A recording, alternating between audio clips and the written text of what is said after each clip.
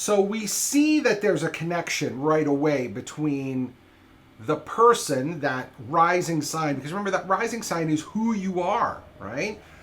There's a connection between this person and potentially the international, because we have someone in the 9th house. Now, it is entirely possible that this could have gone a different way. It could have been that he was more spiritual. The 9th house represents the spiritual and the philosophical. Okay?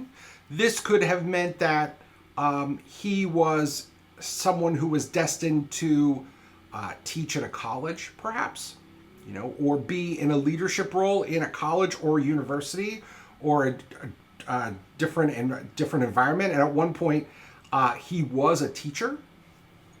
Okay, so the 9th house is the house of teaching, but it's also the house of giving your opinion.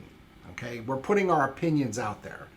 And so the 9th house, for him to have Saturn there, makes a lot of sense based on what we know now. But again, having Saturn in Libra is, generally speaking, an excellent thing.